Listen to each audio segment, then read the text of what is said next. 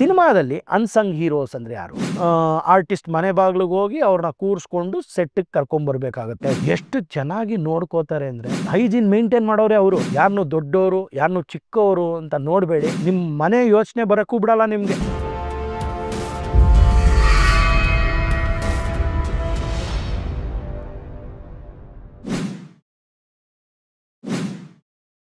Investing in cinemas without cinema knowledge is injurious to you, your family, and the audience too. Annadata sukhi bhava. ಅನ್ನದಾತ ಸುಖಿ ಭವ. ಇವತ್ತು ನಾನು ಯಾವ craft ಬಗ್ಗೆ ಮಾತಾಡ್ತೀನಿ ಅಂದರೆ, ಪ್ರೊಡಕ್ಷನ್ ಮ್ಯಾನೇಜ್ಮೆಂಟ್ ಅನ್ನೋ ಕ್ರಾಫ್ಟ್ ಬಗ್ಗೆ. ಈ ಪ್ರೊಡಕ್ಷನ್ ಮ್ಯಾನೇಜ್ಮೆಂಟ್ ಅಂದರೆ ಏನು, ಎಷ್ಟು ಇಂಪಾರ್ಟೆಂಟ್ ಆಗುತ್ತಿದು ಒಂದು ಸಿನಿಮಾಗೆ ಅಂದರೆ, ಅನ್ಸಂಗ್ ಹೀರೋಸ್ ಅಂತ ಅಂತೀವಿ ನಾವು. ಯಾರನ್ನ?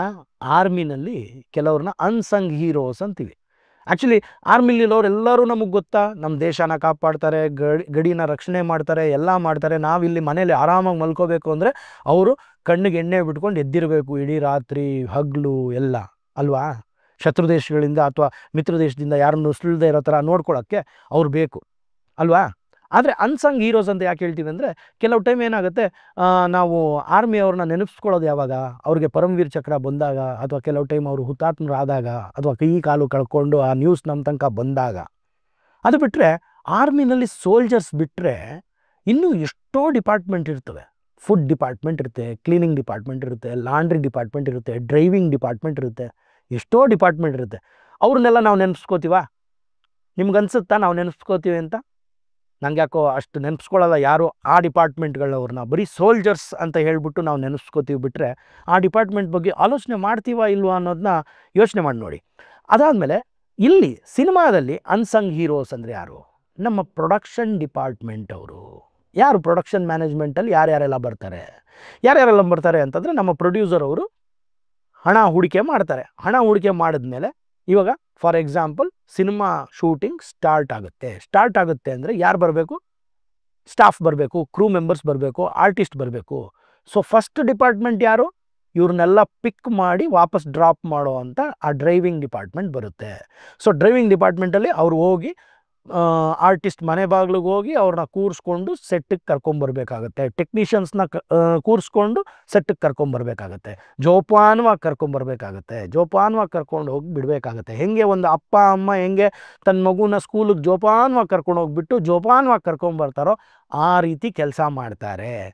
ಅದಾದ ಮೇಲೆ ಇನ್ಯಾವ ಡಿಪಾರ್ಟ್ಮೆಂಟ್ ಬರುತ್ತೆ? ಪ್ಲ್ಯಾನಿಂಗ್ ಡಿಪಾರ್ಟ್ಮೆಂಟ್ ಬರುತ್ತೆ. ಏನದು ಪ್ಲ್ಯಾನಿಂಗ್ ಡಿಪಾರ್ಟ್ಮೆಂಟ್ ಅಂದರೆ, ಇವ್ರನ್ನ ಕರ್ಕೊಂಬಂದರು, ಕರ್ಕೊಂಡೋಗ್ಬಿಟ್ರು ಮನೆಯಿಂದನೋ ಅಥವಾ ಹೋಟೆಲ್ ರೂಮಿಂದನೋ, ಎಲ್ಲಿಂದ ಕರ್ಕೊಂಬರ್ಬೇಕು, ಎಲ್ಲಿ ಆ ಡೆಸ್ಟಿನೇಷನ್ ಔಟ್ಡೋರ್ ಶೂಟ್ಸ್ ಆದರೆ ಹೋಟೆಲ್ ರೂಮಲ್ಲಿ ನೀವು ರೂಮ್ ಮಾಡಿಕೊಟ್ಟಿರ್ತೀರ, ಇಲ್ಲಾಂದರೆ ಮನೆಯಿಂದನೇ ಪಿಕಪ್ಪು ಡ್ರಾಪು ಆಗುತ್ತೆ. ಅದಾದಮೇಲೆ ಅದನ್ನ ಏನು ಪ್ಲ್ಯಾನಿಂಗ್ ಮಾಡಬೇಕು ಅಂದರೆ, ಅವ್ರನ್ನ ಅಲ್ಲಿ ಪಿಕ್ ಮಾಡಿ ಡ್ರಾಪ್ ಮಾಡೋದ್ರ ಮಧ್ಯದಲ್ಲಿ ಒಂದು ಕೋಆರ್ಡಿನೇಷನ್ ಇರುತ್ತೆ. ಅದೇ ಪ್ಲ್ಯಾನಿಂಗ್ ಡಿಪಾರ್ಟ್ಮೆಂಟ್ ಅಂತ. ಆ ಕೋಆರ್ಡಿನೇಷನ್ ಏನು ಅಂದರೆ, ಪಿಕ್ ಮಾಡಿದ್ರ ಯಾವ್ಯಾವ ಲೊಕೇಶನಿಂದ ಎಲ್ಲರನ್ನೂ ಪಿಕ್ ಮಾಡಿದ್ರು, ಎಷ್ಟು ಗಂಟೆಗೆ ಶಾರ್ಟ್ ಇದೆ, ಫಸ್ಟ್ ಶಾರ್ಟ್ ಇದೆ, ಎಷ್ಟು ಗಂಟೆಗೆ ಮೇಕಪ್ ಆರ್ಟಿಸ್ಟ್ ರೆಡಿ ಇದ್ದಾರೆ. ಯಾಕೆಂದರೆ ಅವ್ರು ಮೇಕಪ್ ಮಾಡಿ ರೆಡಿ ಮಾಡಿ ಎಲ್ಲ ಮಾಡಿದ್ರೇ ಸಿನಿಮಾಟೋಗ್ರಾಫರು ಫಸ್ಟ್ ಶಾರ್ಟ್ ಇಡೋಕ್ಕಾಗೋದು, ಡೈರೆಕ್ಟ್ರು ಆ್ಯಕ್ಷನ್ ಕಟ್ ಹೇಳೋಕ್ಕಾಗೋದು, ಅಲ್ವಾ?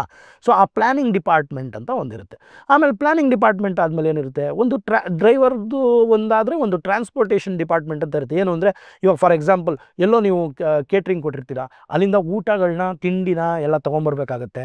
ಇಲ್ಲ ಆನ್ ಸ್ಪಾಟ್ ಮಾಡ್ತಾ ಇದ್ದೀರಾ ಅಂದರೆ ಅದಕ್ಕೆ ಬೇಕಾದಂಥ ಸಾಮಗ್ರಿಗಳನ್ನ ಪ್ರೊಕ್ಯೂರ್ಮೆಂಟ್ ಮಾಡಿ ಕೊಟ್ಟು ಅದನ್ನು ಅರೇಂಜ್ ಮಾಡಿಸಿ, ಫಸ್ಟ್ ಶಾಟ್ ಮುಗಿತಿದ್ದಂಗೆ ಬ್ರೇಕ್ಫಾಸ್ಟ್ ಅಂದರೆ ತಿಂಡಿ ರೆಡಿ ಇದೆಯಾ, ನೆಕ್ಸ್ಟು ಲಂಚ್ ಬ್ರೇಕ್ ಅಂದರೆ ಊಟ ರೆಡಿ ಇದೆಯಾ, ಕಾಫಿ ಟೀ ಬ್ರೇಕ್ ಅಂದರೆ tea coffee biscuit snacks ready ಇದೆಯಾ, ಅದಾದಮೇಲೆ ನೈಟ್ ಡಿನ್ನರ್ ಅಂದರೆ ಅದಕ್ಕೆ ರೆಡಿ ಇದೆಯಾ, ಅದಕ್ಕೆ ಎಲ್ಲಿ ವ್ಯವಸ್ಥೆ, ಅದಕ್ಕೆ ಟೇಬಲ್ಸ್ ಎಲ್ಲ ಹಾಕಿದ್ದೀವಿ, ಸಪ್ಲೈ ಎಲ್ಲಿ ಮಾಡ್ತೀವಿ, ಎಲ್ಲರಿಗೂ ಹೆಂಗೆ ಕೇಟರ್ ಮಾಡ್ತೀವಿ, ಎಲ್ಲಿ ಕೊಡ್ತೀವಿ, ಅಲ್ಲಿ ಕೂತ್ಕೊಳ್ಳೋಕೆ ಜಾಗ ಇದೆಯಾ, ಕೂತ್ಕೊಂಡಾದ್ಮೇಲೆ ಅದಕ್ಕೆ ಇಟ್ಕೊಳ್ಳೋಕೆ ಟೇಬಲ್ ಇದೆಯಾ, ಇದನ್ನೆಲ್ಲ ಅಬ್ಸರ್ವ್ ಮಾಡೋಕೆ ಒಂದು ಪ್ಲ್ಯಾನಿಂಗ್ ಟೀಮ್ ಅಂತ ಇರುತ್ತೆ.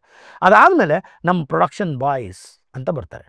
ಆ ಪ್ರೊಡಕ್ಷನ್ ಬಾಯ್ಸ್ ಯಾರು ಅಂದರೆ, ನಮ್ಮ ಅಮ್ಮನ ಸ್ಥಾನ, ನನ್ನ ಹೆಂಡತಿ ಸ್ಥಾನ, ನಮ್ಮ ಮಕ್ಕಳು, ಅಕ್ಕ ತಂಗಿರು, ಅಣ್ಣ ತಮ್ಮಂದ್ರ ಸ್ಥಾನನ ತುಂಬೋರು ಅವರು. ಯಾಕೆ ಅಂದರೆ, ಎಷ್ಟು ಚೆನ್ನಾಗಿ ನೋಡ್ಕೋತಾರೆ ಅಂದರೆ, ನೀವು ಕೂತಿದ್ದ ಜಾಗದಲ್ಲಿ ನಿಮಗೆ ಕಾಫಿ ಟೀ, ಹಣ ಬನ್ನಿ ತಿಂಡಿ ತಿನ್ನಿ, ಹೊಟ್ಟೆ ತುಂಬ ತಿಂಡಿ ತಿಂದರೆ ನಿಮಗೆ ಚೆನ್ನಾಗಿ ಒಂದು ಹುಮ್ಮಸ್ ಬರ್ತದೆ ಮಾಡೋಕ್ಕೆ ಅಂತೇಳಿ ಬಡಿಸ್ಬೇಕಾದ್ರೂ ಎಷ್ಟು ಬೇಕೋ ಅವ್ರಿಗೆ ಹೆಂಗೆ ಬೇಕು ಅಂತ ತಿಳ್ಕೊಂಡು ಆ ತಟ್ಟೆನ ಕ್ಲೀನಾಗಿ ತೊಳೆದು ಅದನ್ನ ಹೈಜೀನ್ ಮೇಂಟೈನ್ ಮಾಡೋರೆ ಅವರು.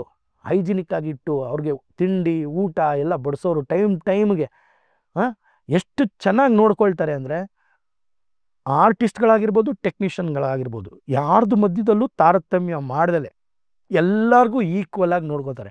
ಆದರೆ ಕೆಲವ್ರನ್ನ ನೋಡಿದ್ದೀನಿ, ಅವ್ರಿಗೆ ಒಂದು ತಿಳಿ ಹೇಳ್ತಾ ಇದ್ದೀನಿ ಏನು ಅಂತಂದರೆ, ದಯವಿಟ್ಟು ಯಾರನ್ನೂ ದೊಡ್ಡವರು ಯಾರನ್ನೂ ಚಿಕ್ಕವರು ಅಂತ ನೋಡಬೇಡಿ.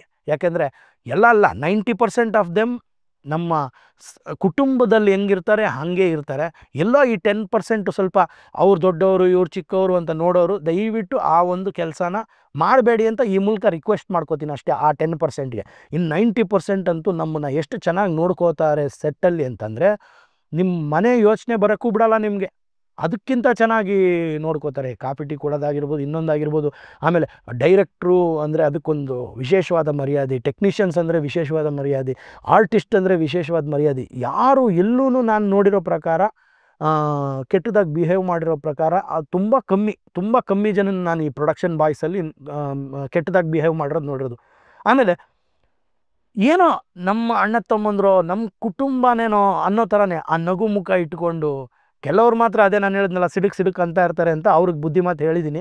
ಅದು ಬಿಟ್ಟರೆ ನಗು ಮುಖ ಇಟ್ಕೊಂಡು ಬಂದು ಎಷ್ಟು ಚೆನ್ನಾಗಿ ಕೇಟ್ರ್ ಮಾಡಿ ನಿಮಗೆ ಇನ್ನೇನಾದರೂ ಬೇಕಾ, ಏನು ಬೇಕು, ನೀರು ಕುಡಿಯೋಕ್ಕೆ ನೀರಿನ ವ್ಯವಸ್ಥೆ, ಕ್ಲೆನ್ಲಿನೆಸ್ಸು ಎಲ್ಲ ನೋಡ್ತಾರೆ. ಅದಾದಮೇಲೆ ನೀವು ತಿಂಡಿ ಎಲ್ಲ ತಟ್ಟೆ ತೊಗೊಂಡೋಗಿ ಹಾಕಿದ್ರೆ ಅದಕ್ಕೊಂದು ಕ್ಲೀನಿಂಗ್ ಡಿಪಾರ್ಟ್ಮೆಂಟ್ ಅಂತ ಇರ್ತದೆ. ಅವರು ಅದನ್ನ ನೆಕ್ಸ್ಟ್ ಇವರು ತಿಂಡಿ ತಿಂದಾಯಿತು ಊಟಕ್ಕಿದೆ ತಟ್ಟೆ ಬೇಕು, ಎಷ್ಟು ಕ್ಲೀನಾಗಿ ಕ್ಲೀನ್ ಮಾಡಿ ತೊಳೆದು ಇಟ್ಟಿರ್ತಾರೆ. ಸೊ ನಾನು ಹೇಳೋದು, ಈ ಡಿಪಾರ್ಟ್ಮೆಂಟು ನಿಮ್ಮನ್ನು ನೀವು ಫಸ್ಟ್ ಡೇ ಆಫ್ ದ ಶೂಟಿಂದ ಹಿಡಿದು ಲಾಸ್ಟ್ ಎಂತ್ ಮೂಮೆಂಟ್ ನಿಮ್ಮದು ಶೂಟಿಂಗ್ ಮುಗಿದು ಕುಂಬಳಕಾಯಿ ಹೊಡೆಯೋ ತನಕ ಈ ಬಾಯ್ಸು ಬೇಕಾಗಿರ್ತಾರೆ ನಿಮಗೆ. ಈ ಡಿಪಾರ್ಟ್ಮೆಂಟು ಬೇಕಾಗಿರ್ತಾರೆ ನಿಮಗೆ. ಈ ಡಿಪಾರ್ಟ್ಮೆಂಟು ಎಷ್ಟು ಚೆನ್ನಾಗಿ ನಿಮ್ಮನ್ನು ನೋಡ್ಕೊಂಡಿರ್ತಾರೆ ಅಂದರೆ, ನಿಮ್ಮ ಮುಖದಲ್ಲಿ ಏನಾದರೂ ಆ ಖುಷಿ ಇದೆ ಅಂತಂದರೆ ಈ ಡಿಪಾರ್ಟ್ಮೆಂಟ್ ಇನ್ವಾಲ್ವ್ಮೆಂಟು, ಈ ಕ್ರಾಫ್ಟಿನ ಇನ್ವಾಲ್ವ್ಮೆಂಟ್. ಇದೂ ಒಂದು ಕ್ರಾಫ್ಟ್ ಅಂತ ಏನಕ್ಕೆ ಹೇಳ್ತಾ ಇದ್ದೀನಿ ಅಂದರೆ, ಆಯಿತು ನೀವು ಬರೀ ಇಷ್ಟೆಲ್ಲ ಹೇಳಿದ್ನಲ್ಲ ನಾನು ಫಸ್ಟಿಂದ ಏನೇನೆಲ್ಲ ಬರುತ್ತೆ ಅಂತ, ಊಟ ತಿಂಡಿ ಕಾಫಿ ಟೀ ಟ್ರಾನ್ಸ್ಪೋರ್ಟೇಷನ್ನು, ನಿಮ್ಮನ್ನು ಪಿಕಪ್ ಆ್ಯಂಡ್ ಡ್ರಾಪು, ನಿಮ್ಮದು ಬಗ್ಗೆ ಪ್ಲ್ಯಾನಿಂಗು ಎಲ್ಲ ಮಾಡ್ದಲೆ ಒಂದು ಸಿನಿಮಾ ಮಾಡೋಕ್ಕಾಗತ್ತೋ ಇಲ್ವೋ ಅಂತ ಯೋಚನೆ ಮಾಡಿ. This also becomes one of the most important craft. ಅದಕ್ಕೇ ಪ್ರೊಡಕ್ಷನ್ ಮ್ಯಾನೇಜ್ಮೆಂಟ್ ಡಿಪಾರ್ಟ್ಮೆಂಟ್ನ ಅನ್ಸಂಗ್ ಹೀರೋಸ್ ಅಂತ ಹೇಳಿದ್ದೀನಿ. ಯಾಕೆಂದರೆ ಈ ಕ್ರಾಫ್ಟು ನಿಮಗೆ from the day 1 to the last day of the shoot ತನಕ ನಿಮ್ಮನ್ನು ಚೆನ್ನಾಗಿ ನೋಡ್ಕೊಳ್ಳೋ ಅಂಥ ಒಂದು ಕ್ರಾಫ್ಟ್. ಈ craft most important craft of cinema making ಅಂತ ಹೇಳಿದ್ದೀನಿ. ಈ ಎಪಿಸೋಡಲ್ಲಿ ನಾನು ಪ್ರೊಡಕ್ಷನ್ ಮ್ಯಾನೇಜ್ಮೆಂಟ್ ಡಿಪಾರ್ಟ್ಮೆಂಟ್ ಬಗ್ಗೆ ಮಾತಾಡಿದ್ದೀನಿ. ಮುಂದಿನ ಸಂಚಿಕೆಯಲ್ಲಿ ನಾನು ಲೊಕೇಶನ್ ಸ್ಕೌಟಿಂಗ್ ಬಗ್ಗೆ ಮಾತಾಡ್ತೀನಿ. ಅಲ್ಲಿ ತನಕ ಸ್ಟೇ ಟ್ಯೂನ್ಡ್.